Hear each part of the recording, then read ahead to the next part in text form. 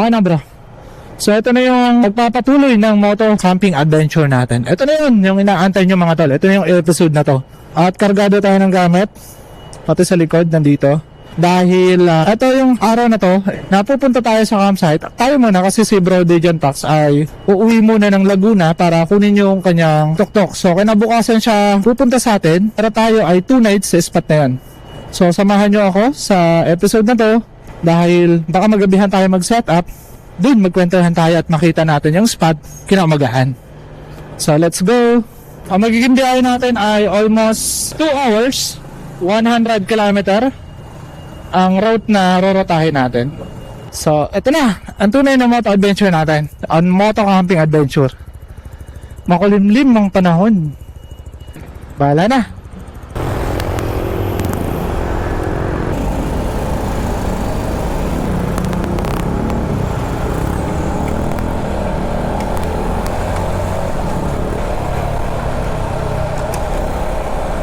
Sa depende. Anong oras na ba? Alas 6, sakto. Oh, so dito na kami mga tol sa anong lugar to bro? Sa Palok, Tanay. Palok, Tanay. Okay. So si bro kasi ay didiretso na ng Pililla. Dito. Oo. Bukas tayo magkita dun sa campsite. Okay, bukas na tayo magkita. Tapos tayo didiretso na ng Infanta. So paano bro? Ingat ha? Oo. Ulan. Ulan nga eh. Ingat lang ha? Basta ingat ka. Bakit?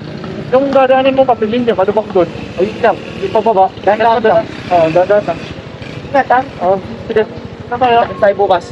Marami pa tayong campsite na pagkakakisan. Oo. Ingat bro. All goods. So dito kasi tayo sa Palok para mamili. Tapos pinadiretso ko na si Bro Dejan Pax. Okay siya ng Pililla. Dito tayo, bibili tayo.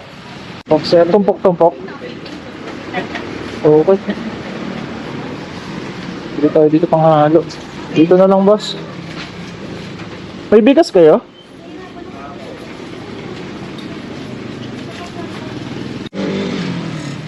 Ito yung nahanap ko. Baguio beans.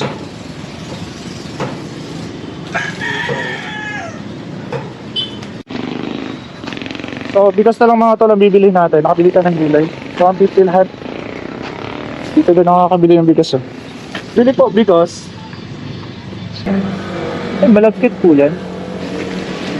50 pandan. Ito na lang po. 1 kilo.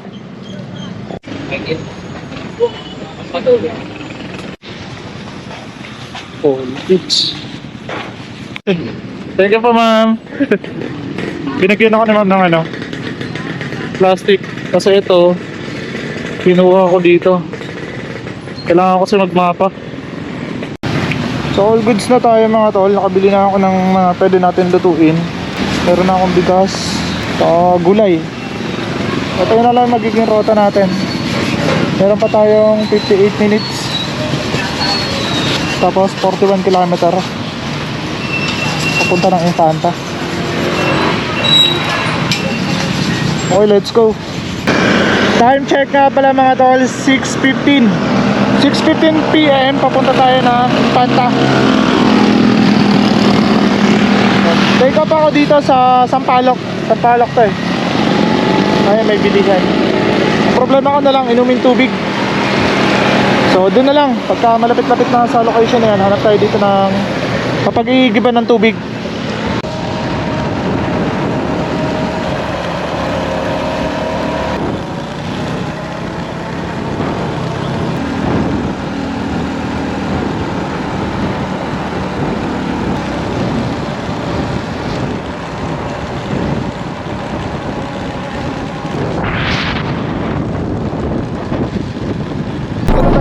Mga tol na hamog sa kilometer 90. Wala na yung arko dito. At time check 6:54 PM nandito tayo. At meron na lamang tayong rota na 21 minutes 15 kilometer. Kaya nga lang challenge sa atin to guys, kasi lakas yung hangin ngayon. Ulit yung hangin mga tol. Pero mukhang kaya naman ng tarp natin. At gawa ng meron tayong mga bagong gamit na lalong magpapatibay ng setup natin. Diretso tayo.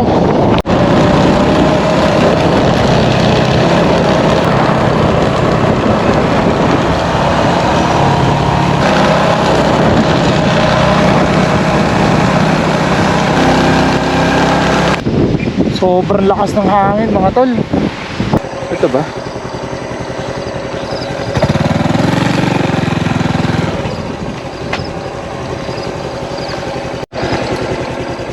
Good evening po. Kala ko hindi ito, wala po kasi signage. Nilipad na ng hangin, sir. Okay. Yung tubig niya sir. Andito. Puntahan natin. Wala ko, sir. Walang problema. Dito na tayo sa spot. Sige, kunin ko na lang itong mamaya. Kasi may lalagyan naman ako. So, hanap na lang ako ng pesto sir, tapos bukas na lang. Bali magdadalawang gabi kasi ako dito. Sige po. Ako naman, sir. Sige po. Thank you po. So, ito na mga tol. Dito na tayo sa spot. Kaya nga lang yung ulan. Grabe. So, mukhang dito na tayo sa pesto. Kaya nga lang maulan. Ay, okay lang. May flashlight pa naman ako. Ito. Sige, sir. Oo. Okay lang. Bali may ano kayo? May pinaparenta kayo na floor mat? Magkano rate nyo dito per night? 300, sir. 300? 300 ang rate nila dito per night. Kunin ko na lang po dito sa ibabaw. Masa puyat, gawa na yung Oh, walang problema. ginamit kanina na yung mag-camping hat. Oo. May campers po kayo dito kanina. Ito po ay, pag kailangan nyo pa po yung Dito ko muna tuloy. ito yung, wala eh, natumba ba yung motor mo? Natumba? Opo, nabagsak. Yan, hindi naman nasira. Ito lang, nagalawang po yung ano. Ayusin ko na lang Alin bukas. po nang nasira? Nagalaw lang yung ilaw eh. Ilaw lang. Oo. Pero wala nang ibang sira. Wala naman po to. Sir, kapit mo na sir. Sir. Oh, thank you. Ay, thank you bro sa kape. Biglang lumakas yung ulan ay yung hangin. At bumagsak si Uno. Kaya dinala natin dyan. Thank you bro. Dapat pala dito ko na tinabi yung motor kanina. Oo, dun ko po nilagay eh. Dapat sa ano dito na lang. Nakita ko nakatumba na eh. Binigyan tayo ng katinlasan. Gawa nang hindi pa tayo makapag-set up kasi malakas yung hangin. So ito yung nangyayari mga tol no. Ayun no. Sa hangin. Dapat babagsak. Kasi ang problema natin, parating tayo dito na may masama ang panahon. Ngayon, titignan natin. Kubo sila dito. Ilang kubo meron kayo dito bro? Okay. May aso kayo dito. Ayun, nangangasawa. Hindi na umalit eh. Sir, kung gusto mo magtayo, pwede rito. Pagkaano dito ako. Tayo ako ng tent dito. Para ano, dito ka sa labas makasangin. Mas malakas sa akin dito kasi din sa ano. Dito tali, parang kalmado. Pero solid dito mga tol kapag gusto nyo na magkubo. Eto yan o. Ayun o, maglalatag na lang o. Para ano. Hindi, wag mo na. Pagka ano, di takbo na lang ako dito. May ano mo. Hindi na ano, kapal ng pag. Oh, kumapal yung fog eh. Tanaw yung bahay dito eh. Okay. Ito yung kubo nila mga tol. So kapag nag-ano kayo dito, meron naman silang nilalatag na higaan. Napalabas ko tuloy bro. Pero dito kalmado. Siguro yun nga lang sa ano. Baka kumalma pa kahit papano. Tapos sabi nila, ano pangalan mo bro? Juan. Si Tol, Juan. Ay, ito na daw yung pinakamataas na area dito sa Infanta. Oo, yung kalsada. Anong barangay to bro? O ang bayan nakakasakop? Ayan sir. Bayan ng Real. Pero pag tumawid ka sa kalsada, Infanta. Infanta. Yung kabila, Infanta. Oo, may ganun nga nun. yung kabilang kalsada, iba yung nakakasakop. Tapos dito sa kabila, real. Pagka doon sa kabila, yung panta. Ibaba na tayo, bro. So bumagsak mga tol si Uno. Dito ko in-stand. Kala ko nito bato. Para siyang umbok lang ng mga, hindi ko maintindihan. Nadali yung ilaw natin. Pero ayun pa naman, gumagana pa naman. Importante din. Bukas ko na lang yung ayusin. Tapos kumalma na din. Kaya nga lang kapalang pag. Oh, alas 9 ng gabi. At dito titignan ko yung pwesto natin. Ayan. Dito tayo pwesto. Itong part na to. Kasi medyo mataas kumpara dito na bagsakan ng tubig. Ayan o. Tapos dito yung magiging view natin bukas. So mag-ready lang ako ng mga bato.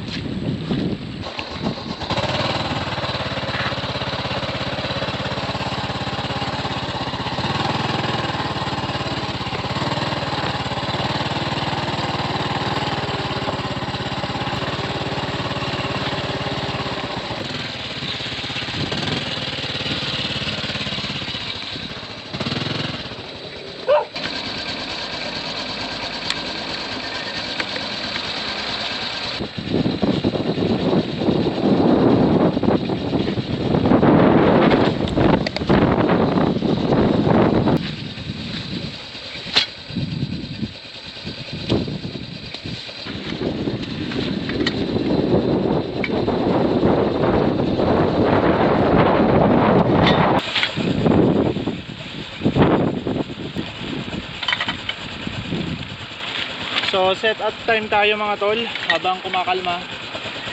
At mukhang di na din naman uulan. Ito yung bagong pool natin na gagamitin.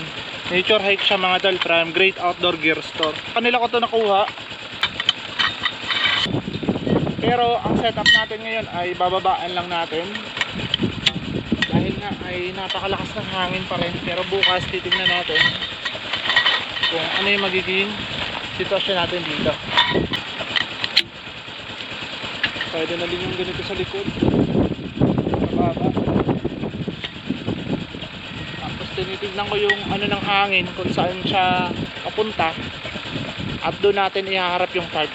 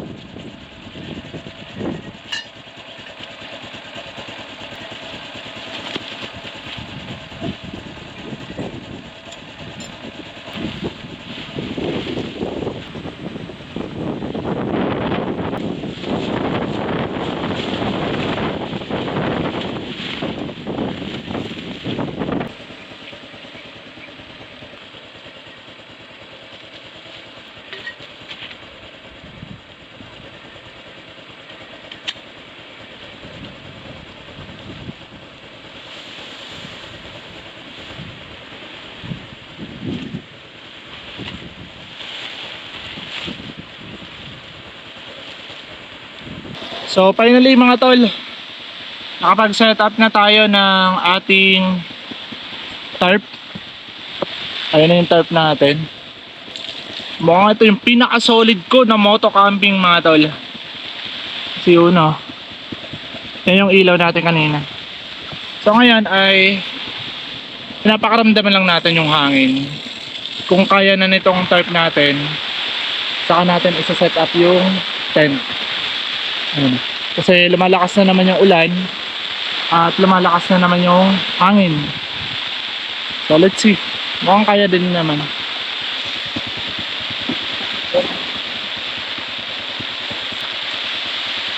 Tapos ito,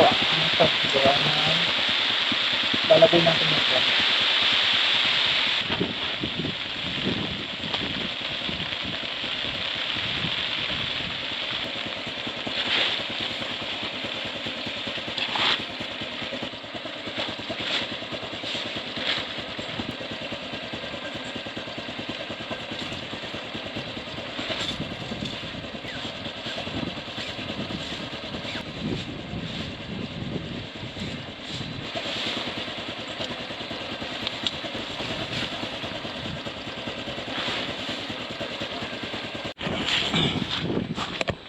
So alright mga tol, pag-setup na tayo.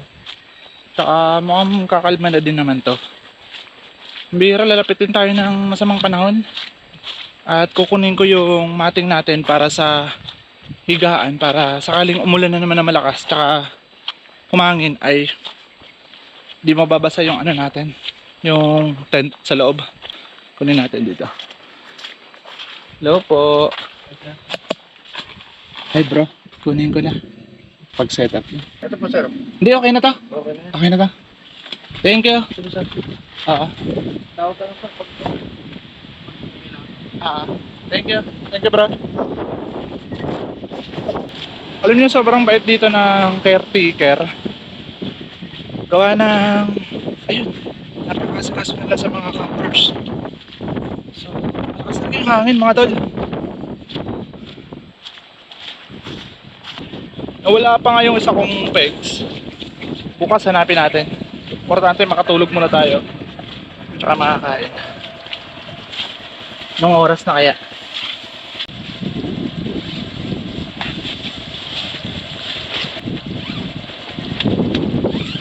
Lakas yung hangin ah.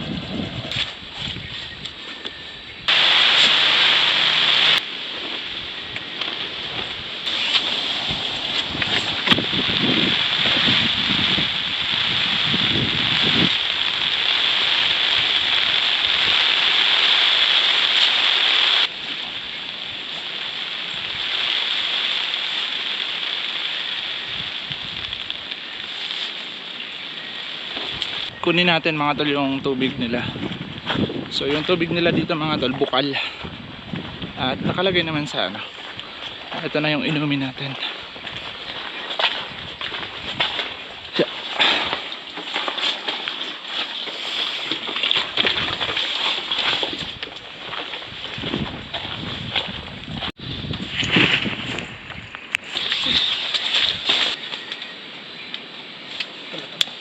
Ngayon, alisin na natin yung kapote natin. Buti na lang, merong binigay sa atin na kapote si Shiva Philippines na napakaganda at napakatibay, gaya ng gulong na gamit natin. Oh! Ito yung solid na adventure na napakalayo natin sa lugar kung saan tayo galing. Tapos nag-camping tayo ang ganitong panahon. Hindi ako nakapag weather update, pero sana payapa tayo makakatulog. So dito na tayo. Dito na tayo mga tol. Sa loob ng ating tent. Nakapag set up din ng sobrang lakas ng ulan at hangin. Tingnan nyo. Ngayon, survival natin hanggang umaga. Na sana di na ganun kalakas yung hangin gaya nung kanina pagdating natin. Grabe. Bali 2 oras ako nagantay bago makapag-setup. Hindi naman, kulang-kulang. Tapos ngayon, time check. Nakapag-setup tayo ng 10:32 PM ng gabi. Yan, lakas ng hangin, no?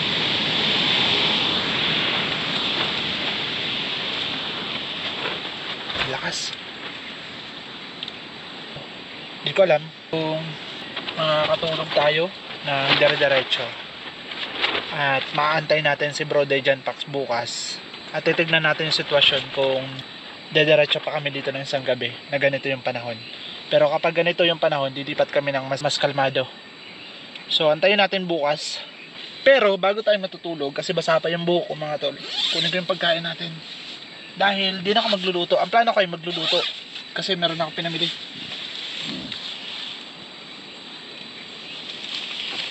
Ayun ay kung kalmado, kailangan na natin to kainin, gawa ng masisira to. Dahil after namin ng year-end party nga ay ito, pinabaunan kami ng pagkain. Ngayon ay masisira kasi ito, gaya nito. Masisira tong lettuce na to. So ito yung pagkain natin.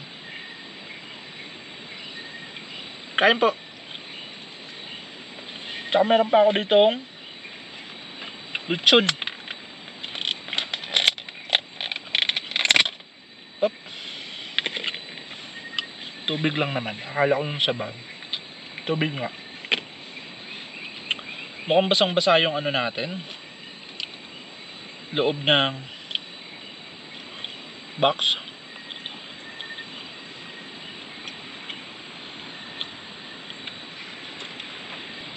Kamayan na lang mga tol dahil di ko muna ilalabas yung mga gamit natin gawa ng itong panahon. Ang importante lang ngayon ay makakain tayo at makatulog.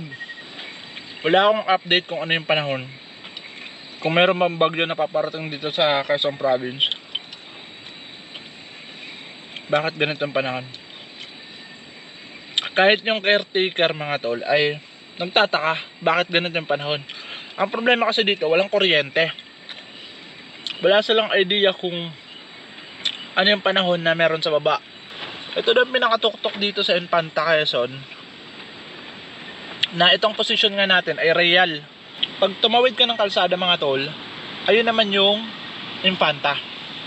Bukas makikita nyo yung itsura ng lugar dito. Grabe ang lakas ng hangin.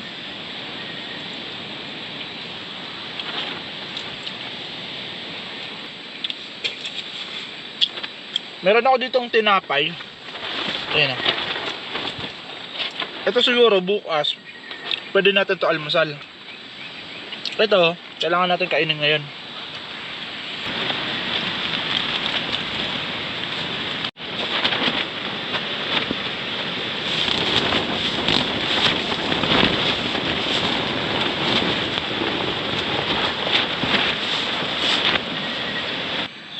So ito na yung higaan natin mga tol. At padating-dating na lang naman yung hangin. Ready na tayo para matulog. Ayan. Comforter. Dahil sobrang lamig mga tol. Naglalaro na lang yun dito kasi tinalian ko doon. Ayan. Pero malakas pa rin. Malakas pa rin yung hangin. So tignan natin bukas kung ano yung sitwasyon dito. Kung sakaling ganito pa rin ay sisiba tayo at lilipat tayo ng campsite na kalmado, na safe tayo kasi open area to. Ang problema natin dito kapag tuloy-tuloy itong hangin ay masisira yung mga pang-camping natin. So oras na para matulog din. Lakas oh, pero papatulogin naman tayo nito. Good night, see you bukas. So good morning mga tol. Nagising tayo ng alas 4:48 kasi kung maririnig nyo naman sobrang lakas ng ulan. Basaan na oh. Kasi malakas yung hangin, sumabay yung hangin. Ay yung comforter natin nabasa na din, pero dito lang sa ibabaw. Sa ilalim nito hindi naman nabasa. Ayan, lakas eh.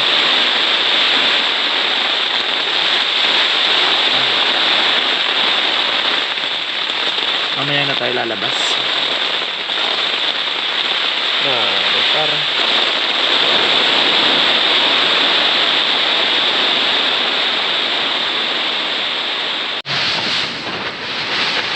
good morning again mga tol. Ang hupa yung hangin tsaka ulan oh. Bira. Hindi tayo makalabas. Mag-aalas 6 na ng umaga, yung ibang tubig pumapasok na. Natagos kasi dito mga tol. Okay lang sana kapag ulan, walang hangin. Kapag may hangin kasi nadadala niya. Tignan nyo naman yung sitwasyon ko. Ito, nakatulog ako kahit papano. Nakatulog ako gamit ito. Oh, nakaganyan ako.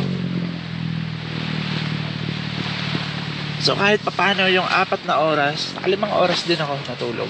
All goods din yun.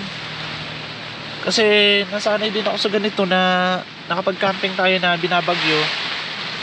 Tsaka meron din mga times na maulan. Na nag-camping tayo tapos sabay hangin din sa probinsya namin. Nakakatulog ako kahit papano, lalo kapag pagod sa biyahe. Ang kaibahan nga lang talaga ngayon ay pambihira tong camping natin dito sa Victory Peak. Gawa ng ito yung panahon. Wala akong idea, ang hina ng signal. Hindi ako makapag-weather update, pero chat na ako kay Brother John Paps na kapag ganito pa yung panahon mamayang gabi, negative na kami dito mag one night. So ang diskarte dito ay hahanap tayo ng ibang spot nakakalmado. Tapos doon tayo magpapatuyo-tuyo ng ibang mga gamit. Tapos saka bibira sa ibang spot naman. Ito all good yung mga ganitong experience, diba? Naranasan nyo ba to? Ito yung iba ayaw maranasan, pero tayo gusto natin maranasan kasi kwento ng buhay natin to. Kapag nadaanan natin to, tapos na-renovate na to, ang ganda. Kasi parang rose spot din, kaya pala pinupuntahan din to ng karamihan. Ay wala gaano tinayo ng mga kung ano-ano.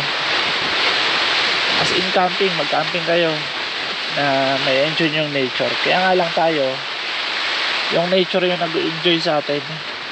Pero at least pinatulog din tayo kahit papano kasi yung setup natin ng tarp panalo din naman, gawa ng yung pool natin na metal na, hindi na siya aluminum, matibay. So ang ginawa ko ay binabaan ko lang yung level ng setup natin ng tarp, tapos binabaan ko yung mga talian, tinali ko sa mas matitibay na talian. Kaya ayun, ito yung camping na naka-experience ako na ganito ng panahon na di tayo nabaklasan ng tarp. Yung iba nabaklasan tayo eh. Natuto na tayo siguro sa mga setup. Kaya nagiging matibay na. Ay, shoutout nga pala sa Great Outdoor Gear Store dun sa pool na gamit natin. Tibay talaga bro. Nature hike pool. Message nyo lang si Great Outdoor kung available pa yun sa kanya. Okay, antay lang tayo ng tamang pagkalma ng panahon. Tapos di ko alam, antayin natin si Bro Dejan Pax. Sana pa man signal dito sa spot, mapaglakad-lakad mamaya. Gala ako, wala tayong magagawa. Yan, muulan pa. Ito yung sitwasyon sa labas mga tol. Yung damit ko nandun na sa baba. Oh, wala tayong makita, puro pag yan sa baba. Oh, walang sea of clouds. Ano nyo naman yung mga kahoy oh. Oh. At tinangay na ng hangin. Grabe. Ito yung setup natin oh. Pang malakasan sa Bagyo. Ano tayo makapagluto nito? Gaantay tayo kumalma. Tignan nyo mga tsura ng tent natin oh. Sumasayaw.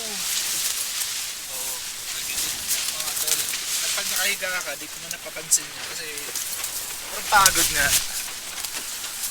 Dahil sobrang pagod tayo, di ko na yung napansin kagabi. Pero pagka umaga, ito pala. Ganito pala yung tsura ng tent natin, sumasayaw. So, chinat ko mga tol, si Bro Dejan Pax. Kasi ito sana yung plano niya mag-camping dito din. Kasi first time niya dito mag-camping. Tayo, nakapag-camping na tayo ngayong unang araw. Kasi siya, kagabi, nakamotor, dadalhin yung tuktok, nandun pa sa Laguna, pipick upin. Anong oras na kami nakaalis kagabi ng Quezon City at nakarating dito sa Sampaloc kung saan kami naghiwalay. Ayun ay hahabol sana siya ngayong araw.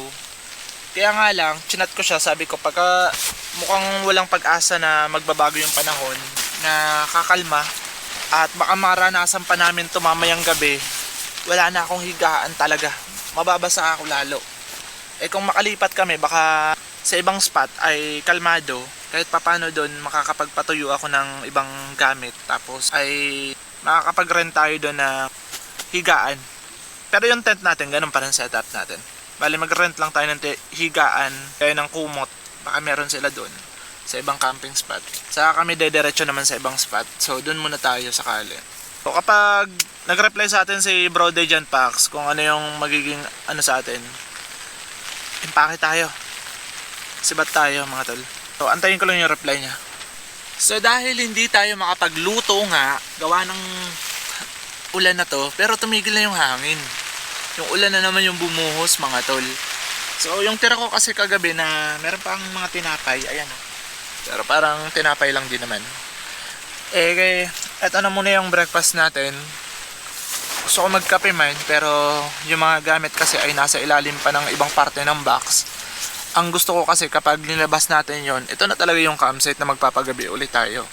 Kaya nga lang, pinapakaramdaman pa natin yung panahon, tsaka inaantay ko din yung reply ni Bro Dejan Pax kung papalag siya dito sa sitwasyon na meron dito. So antayin natin kung pupunta siya para makita niya din. Pero habang naantay natin, breakfast na muna tayo. Magpapasalamat nga pala ako sa caretaker ng Victory Peak, tsaka si Bro Yung lagi nag-aalala kagabi sa atin na pinuntahan tayo, natumba yung motor. Tsaka sinamahan tayo dun sa Kubo kasi nag-offer sila. Kaya nga lang, nandun pa pala yun sa dulo ng kabilang spot nila. Eh, yung mga gamit kasi magdadala ako, lalo na bihisan, eh, mahirap din naman. Sarap. Meron pala yun parang palaman. Tapos, alam niyo nakakatuwa mga tol. Di ba hindi pa ako nakakapag-setup kagabi? Nandun ako sa loob ng tricycle. Tinimplahan nila ako ng kape. Ilan lang na-experience ko yung mga ganun. Kagaya nung isang camping na pinaglutuan tayo nung may-ari. Pinaglutuan tayo ng pansit. Nakakamiss yung mga ganun, di ba?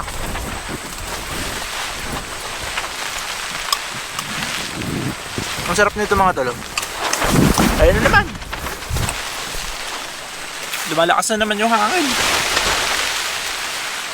Kala ko wala na. Mas malakas kagabi. Kaya nga lang ngayon ay ulan na yung kapalit.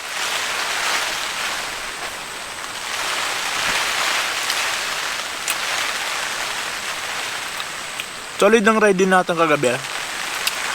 Ulan tsaka fog sa daan. Pabira yun.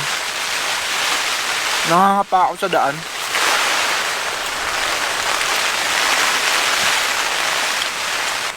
Kahit pa paano, may laman na yung tiyan natin. Ito yung cake ko.